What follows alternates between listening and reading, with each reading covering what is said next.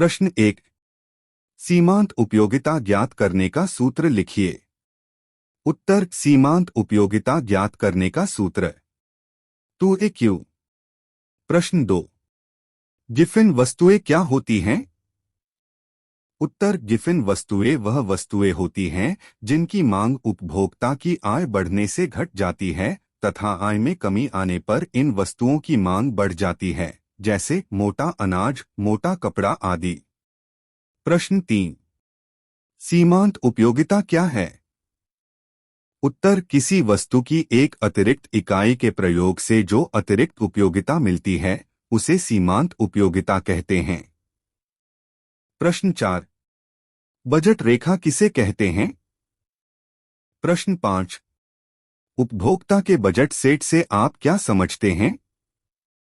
उत्तर उपभोक्ता का budget set उन वस्तुओं के सभी बंडलों का संग्रह है जिन्हें उपभोक्ता विद्यमान बाजार कीमत पर अपनी आय से खरीद सकता है।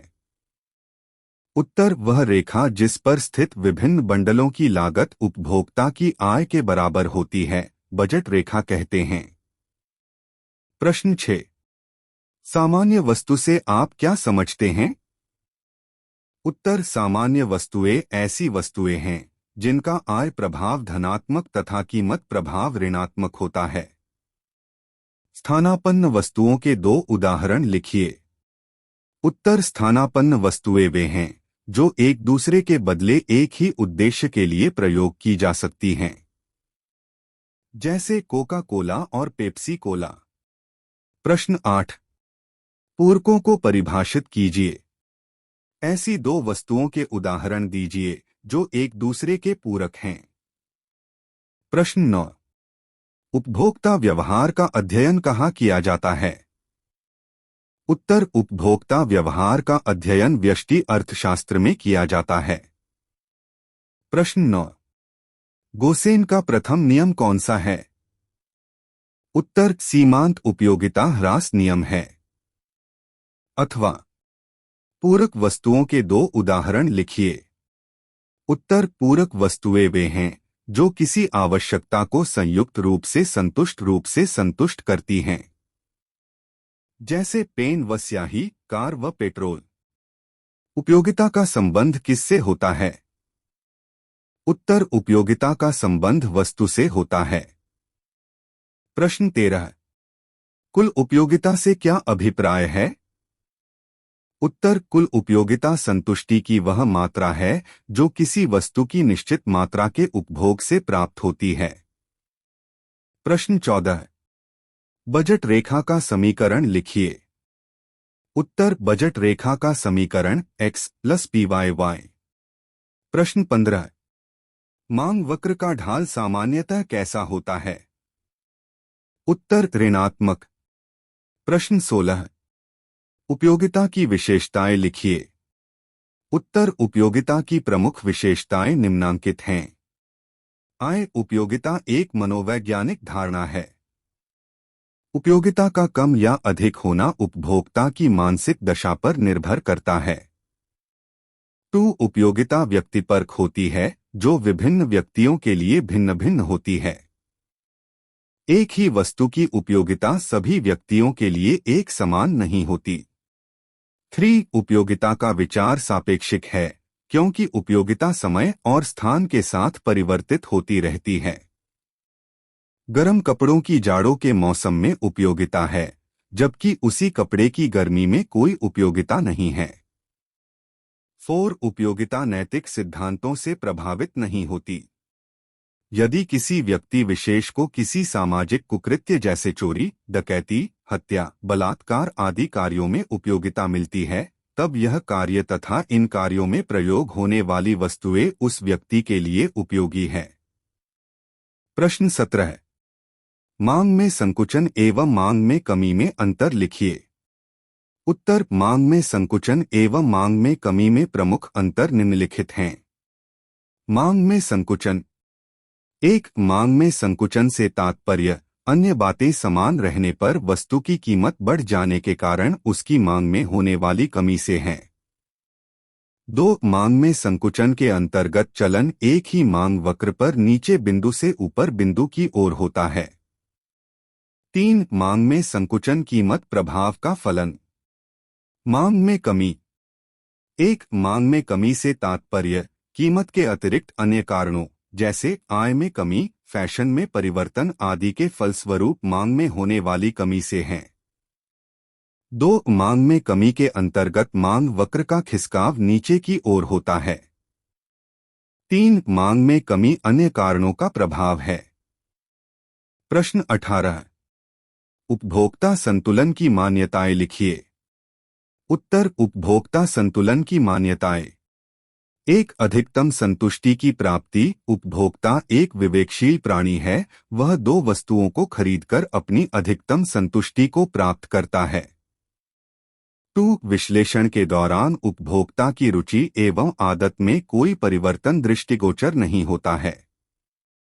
3. बाजार में पूर्ण प्रतियोगिता की दशा विद्यमान होती है, अर्थात क्रेता एवं विक्रेता को पूर्ण एवं स्वतंत्र प्रतियोगिता के साथ उपभोक्ता को बाजार मूल्य का पूर्ण ज्ञान होता है। 4. उपभोक्ता संतुलन की यह मान्यता है कि बाजार में वस्तुओं की कीमत में कोई परिवर्तन नहीं होता। एक उपभोक्ता को तटस्थता वक्रों एवं मानचित्रों की पूर्ण जानकारी होती है। प्रश्न 19। मांग की कीमत लोच को प्रभावित करने वाले तत्वों की व्याख्या कीजिए। कोई 6। उत्तर। मांग की कीमत लोच को प्रभावित करने वाले मुख्य कारक निम्नलिखित हैं। 1. वस्तु की प्रकृति। अनिवार्य वस्तुओं की मांग बेलोचदार होती है, क्योंकि इन वस्तुओं की मांग पर कीमत का कोई प्रभाव नहीं होता है। आरामदायक वस्तुओं की मांग लोचदार होती है, क्योंकि इनकी कीमत में कमी होने पर मांग बढ़ जाती है और कीमत में वृद्धि होने पर मांग कम हो जाती है। विलासिता वस्तुओं की मांग अधिक लोचदार होती है, क्योंकि इनकी कीमत में थोड़ी सी कमी के कारण मांग काफी बढ़ जाती है और कीमत में थोड़ी सी वृद्धि के कारण मांग काफी कम हो जाती है। 2. स्थानापन्न वस्तुओं की उपलब्धि। जिन वस्तुओं के स्थानापन्न वस्तुएं उपलब्ध है तो उनकी मांग अधिक लोचदार होती है, क्योंकि इन वस्तुओं की कीमतें बढ़ने पर अन्य स्थानापन्न वस्तुओं का उपयोग बढ़ जाता है। इसके विपरीत जिन वस्तुओं के स्थानापन्न नहीं होते उनकी मांग अपेक्षाकृत बेलोचदार होती है, क्योंकि अन्य स्थानापन्न वस्तुएं उपलब्ध न होने के कारण कीमतें बढ़ने पर भी उसी वस्तु का उपभोग किया जाएगा। 3. विभिन्न उपयोगों वाली वस्तुएं। जिन वस्तुओं के विभिन्न उपयोग होते हैं उनकी मांग अधिक लोचदार होती है। इसके विपरीत यदि वस्तु के विभिन्न उपयोग कम न होते हैं तो उसकी मांग अपेक्षाकृत बेलोचदार होगी। 4. वस्तु के उपभोग को स्थगित करने की संभावना। जिन वस्तुओं के उपभोग को उनकी कीमत न में वृद्धि के कारण भविष्य के लिए स्थगित किया जा सकता न है, उनकी मांग लोचदार होती है। इसके विपरीत जिन वस्तुओं के उपभोग को भविष्य के लिए स्थगित नहीं किया जा सकता, उनकी मांग बेलोचदार होती है। 5. किसी वस्तु पर खर्च की जाने वाली आय का न अनुपात। एक उपभोक्ता जिन वस्तुओं पर अपनी आय बहुत थोड़ा सा भाग खर्च करता है तो उनकी मांग बेलोचदार होती है। इसके विपरीत एक उपभोक्ता जिन वस्तुओं पर अपनी आय से अधिक खर्च करता है तो इनकी मांग लोचदार होती है।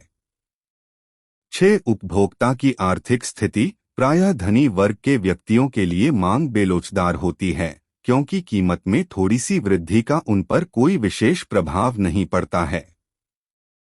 इसके विपरीत निर्धन वर्ग के व्यक्तियों के लिए मांग अधिक लोचदार होती है, क्योंकि वस्तु की कीमत में होने वाली कमी या वृद्धि का उनकी मांग पर अत्यधिक प्रभाव पड़ता है। प्रश्न 21। मांग को प्रभावित करने वाले प्रमुख 6 तत्वों को लिखिए। उत्तर। किसी वस्तु की मांग को प्रभावित करने वाले प्रमुख तत्व निम्नांकित हैं। 1. वस्तु की कीमत। किसी वस्तु की मांग को प्रभावित करने वाला सबसे प्रमुख तत्व उसकी कीमत है। वस्तु की कीमत में परिवर्तन के कारण उसकी मांग भी परिवर्तित हो जाती है। प्रायः वस्तु की कीमत के कम होने पर मांग बढ़ती रहे तथा कीमत के बढ़ने पर मांग घटती है। 2. मौसम एवं जलवायु। वस्तु की मांग पर मौसम एवं जलवायु का भी प्रभाव पड़ता है। उदाहरणार्थ पंखा, कूलर, फ्रीज, ठंडा पेय आदि की मांग गर्मियों में बढ़ जाती है। इसी प्रकार ऊनी कपड़े, हीटर आदि की मांग सर्दियों में बढ़ जाती है। इसी प्रकार छाते, बरसाती कोट आदि की मांग बरसात के दिनों में बढ़ जाती है। 3. धन का वितरण, समाज में धन का वितरण भी। 4. भविष्य में कीमत परिवर्तन की आशा, जब कभी लोगों को भविष्य में वस्तुओं की कीमतों में परिवर्तन की आशंका होती है, तब वस्तु की मांग में परिवर्तन होने लगता है। यदि भविष्य में कीमत बढ़ने की आशंका होती है तो वर्तमान में मांग बढ़ेगी। इसके विपरीत यदि भविष्य में कीमत घटने की आशंका है तो वर्तमान में मांग कम होगी। 5. उपभोक्ता की आय, उपभोक्ता की आय किसी भी वस्तु की मांग को प्रभावित करता है। यदि वस्तु की कीमत में कोई परिवर्तन न हो तो आय बढ़ने पर वस्तु की मांग बढ़ जाती है तथा आय कम होने पर वस्तु की मांग कम हो जाती है। 6. उपभोक्ताओं की रुचि, उपभोक्ताओं की रुचि, फैशन, आदत, रीति रिवाज के कारण भी वस्तु की मांग प्रभावित हो जाती है। प्राय जिस वस्तु के प्रति उपभोक्ता की रुचि बढ़ती है उस वस्तु की मांग भी बढ़ जाती है। जैसे यदि लोग कॉफी को चाय की तुलना में अधिक पसंद करने लगते हैं तो कॉफी की मांग बढ़ जाएगी तथा चाय की मांग कम हो जाएगी। प्रश्न 22। मांग के नियम की सचित्र व्याख्या कीजिए। उत्तर, मांग के नियम की व्याख्या। मांग के नियम के अनुसार जैसे जैसे किसी वस्तु की मात्रा बढ़ती जाती है उसकी उपयोगिता में क्रमशः कमी होने लगती है। चूंकि एक उपभोक्ता किसी वस्तु का मूल्य उसकी सीमांत उपयोगिता के बराबर देता है, इसलिए वस्तु की मात्रा में वृद्धि के साथ उपयोगिता में उत्तरोत्तर कमी होने के कारण वह अपनी इकाइयों के लिए पहले से कम मूल्य देगा, अर्थात जब बाजार में बिक्री के लिए वस्तु की अधिक मात्रा प्रस्तुत की जाती है तब वह पहले से कम मूल्य पर ही खरीदी जाएगी। इस प्रकार कीमत के कम होने पर मांग बढ़ती है और कीमत के बढ़ने पर मांग कम हो जाती है। मांग एवं कीमतों के घटने बढ़ने का यह विपरीत दिशाई संबंध ही मांग का नियम कहलाता है।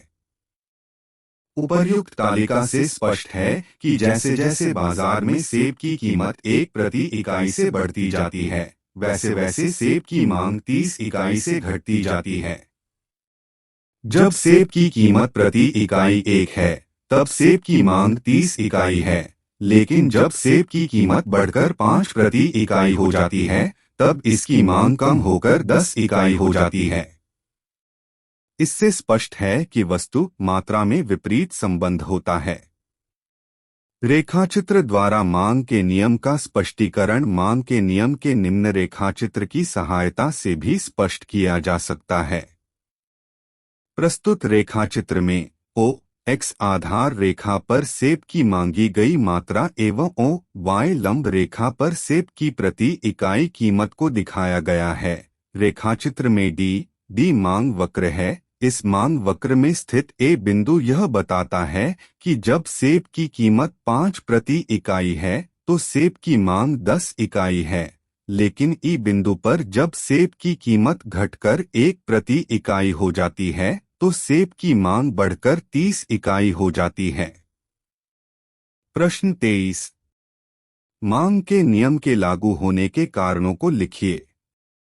उत्तर, मांग के नियम के लागू होने अथवा मांग वक्र के दाएं को नीचे की ओर झुकने के प्रमुख कारण निम्नलिखित।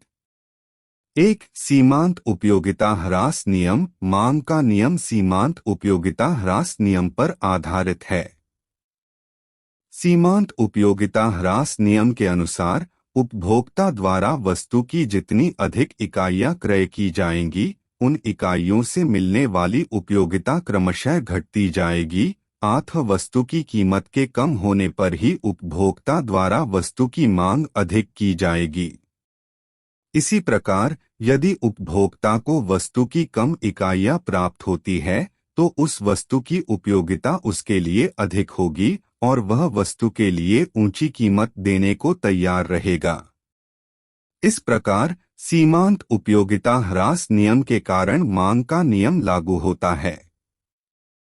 दो, आय प्रभाव। जब किसी वस्तु की कीमत कम होती है तो उपभोक्ता को उस वस्तु की उतनी ही मात्रा उपभोग करने हेतु अब कम मुद्रा व्यय करनी पड़ती है। इस प्रकार उपभोक्ता की वास्तविक आय में वृद्धि हो जाती है। वास्तविक आय में हुई वृद्धि को उपभोक्ता उसी वस्तु से अधिक मात्रा खरीदने पर व्यय कर सकता है, जिसके कारण मांग बढ़ जाएगी। इसे आय प्रभाव कहते हैं। इसी प्रकार वस्तु की कीमत में वृद्धि उपभोक्ता की आय में कमी के समान होती है, अतः उपभोक्ता को उस वस्तु पर किए जाने वाले व्यय में कमी करनी पड़ती है, अर्थात वस्तु की मांग घट जाती है। 3, प्रतिस्थापन प्रभाव। जब अन्य संबंधित वस्तुओं की कीमतें यथास्थिर रहती है तथा किसी एक वस्तु की कीमत कम होती है तो उपभोक्ताओं को उस वस्तु विशेष की कीमत कम लगने लगती है, अतः उपभोक्ता अन्य वस्तुओं के स्थान पर उस वस्तु का प्रतिस्थापन करने लगते हैं, जिससे उस वस्तु विशेष की मांग बढ़ जाती है। इसे प्रतिस्थापन प्रभाव कहते हैं।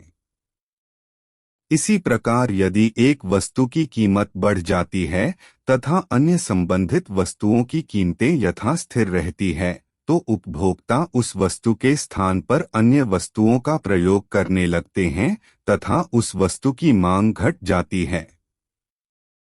4, कीमत प्रभाव। चूंकि प्रत्येक वस्तु के उपभोक्ता निश्चित होते हैं, अतः जब किसी वस्तु की कीमत कम हो जाती है तो नए उपभोक्तागण उस वस्तु का उपभोग करना शुरू कर देते हैं, अतः नए खरीदारों की संख्या बढ़ जाने के कारण उस वस्तु की मांग बढ़ जाती है। इसके विपरीत जब वस्तु की कीमत बढ़ जाती है तो बहुत से उपभोक्तागण उस वस्तु का उपभोग कम मात्रा में करने लगते हैं अथवा उस वस्तु का उपभोग बंद कर देते हैं। इससे उस वस्तु की मांग पहले से कम हो जाती है। वस्तु की कीमत में परिवर्तन होने के कारण उसकी खरीदारी पर जो प्रभाव पड़ता है उसे कीमत प्रभाव कहते हैं। इस प्रकार वस्तु की कीमत में परिवर्तन के कारण उस वस्तु की मांग में जो परिवर्तन होता है उसके कारण मांग वक्र बाएं से दाएं नीचे की ओर ढालू होता है।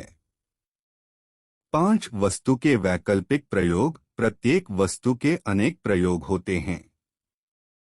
जब वैकल्पिक वस्तु की कीमत अधिक होती है तब उस वस्तु का प्रयोग महत्वपूर्ण आवश्यकता को संतुष्ट करने के लिए किया जाता है, जिससे उस वस्तु की मांग कम हो जाती है। इसके विपरीत जब वैकल्पिक वस्तु की कीमत कम हो जाती है तब वस्तु का प्रयोग अन्य कार्यों के लिए भी किया जाता है, अतः वस्तु की मांग बढ़ जाती है, जैसे बिजली एवं कोयला आदि। प्रश्न 25, मांग के नियम के अपवादों का वर्णन कीजिए। उत्तर, मांग के नियम के प्रमुख अपवाद निम्नांकित हैं। 1, गिफिन का विरोधाभास। गिफिन के अनुसार निम्न कोटि की वस्तुओं की कीमत कम होने पर उनकी मांग बढ़ती नहीं है बल्कि कम हो जाती है। इसके विपरीत वस्तु की कीमत में वृद्धि होने पर उसकी मांग बढ़ जाती है। यह बात वास्तव में उन वस्तुओं के संबंध में लागू होती है जो निम्न कोटि की हैं तथा जिन पर उपभोक्ता अपनी आय का बड़ा भाग व्यय करता है। ये वस्तुएं गिफिन वस्तुएं कहलाती हैं। इन वस्तुओं का ऋणात्मक आय प्रभाव इतना शक्तिशाली होता है कि वह धनात्मक प्रतिस्थापन प्रभाव को समाप्त कर देता है। इनसे उपभोक्ता कीमत कम होने पर वस्तु को कम मात्रा में एवं कीमत अधिक होने पर अधिक मात्रा में खरीदते हैं। इस प्रकार गिफिन का विरोधाभास मांग के नियम का एक वास्तविक अपवाद है। 2, मिथ्या आकर्षण। कुछ वस्तुएं ऐसी होती है जो व्यक्ति को समाज में प्रतिष्ठा दिलाती है अथवा मिथ्या आकर्षण के कारण होती है, जैसे हीरे जवाहरात आदि। अतः ऐसी वस्तुओं की कीमतों में वृद्धि होने पर धनवान व्यक्ति अपने धन का प्रदर्शन करने के लिए वस्तुओं को खरीदने लगते हैं। इससे इन दिखावे वाली वस्तुओं की मांग कीमत बढ़ने पर भी बढ़ जाती है। इसके विपरीत जब वस्तुओं की कीमतें कम हो जाती है, तब ये प्रतिष्ठामूलक अथवा प्रदर्शन की वस्तुएं नहीं रह जाती, इनके मूल्य में कमी होने पर धनवान व्यक्तियों के लिए इसकी मांग कम हो जाती है। इस प्रकार प्रतिष्ठामूलक अथवा मिथ्या आकर्षण या दिखावे की वस्तुओं पर मांग का नियम लागू नहीं होता है। 3 अनिवार्यताएं। मानव जीवन की वे वस्तुएं जिनका उपभोग करना मनुष्य के लिए अनिवार्य होता है, जैसे खाद्यान्न, कपड़ा आदि। ऐसी वस्तुओं की कीमत में वृद्धि होने के बावजूद इनकी मांग कम नहीं होती है। ऐसी दशा में मांग का नियम लागू नहीं होता है, क्योंकि उपभोक्ता को उतनी वस्तु का उपभोग तो करना ही पड़ेगा जितना कि जीवन के लिए बढ़ जाएगी। जैसे खाड़ी युद्ध के समय तेल एवं खाद्यान्नों के संबंध में यह बात सिद्ध हो चुकी है। 5 विशेष अवसर पर। 6 औद्योगिक तेजी एवं मंदी। प्रश्न 17। उदासीनता वक्रों की विशेषताएं लिखिए। उत्तर। उदासीनता वक्रों की प्रमुख विशेषताएं निम्नांकित हैं।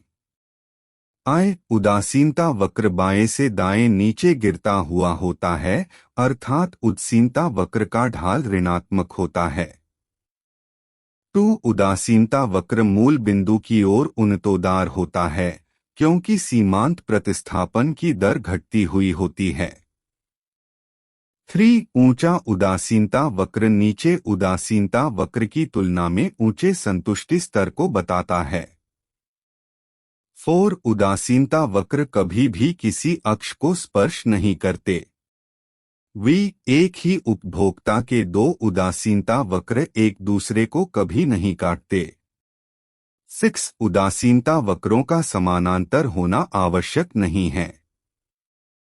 पूर्ण स्थानापन्न वस्तुओं में उदासीनता वक्र समानांतर होते हैं। 7 उदासीनता वक्र गोलाकार भी हो सकता है। 8 उदासीनता वक्र जितनी कम वक्रता लिए हुए होगा। प्रश्न 23। एक वस्तु 2 की कीमत में 1 रुपये की गिरावट हो परंतु वस्तुएं 1 की कीमत में और उपभोक्ता की आय में कोई परिवर्तन नहीं हो, तो बजट रेखा में क्या परिवर्तन आएगा? उत्तर। वस्तु 2 की कीमत में रुपये की गिरावट आ जाए तथा वस्तु 1 की कीमत तथा आय में कोई परिवर्तन नहीं होने पर बजट रेखा की प्रवणता में कमी आ जाएगी, क्योंकि अब उपभोक्ता वस्तु 2 की अधिक मात्रा उपभोग कर सकता है। इसे हम निम्नांकित रेखाचित्र द्वारा दर्शा सकते हैं।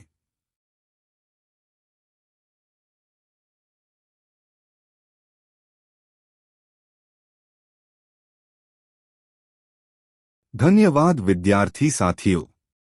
Like, subscribe and share only.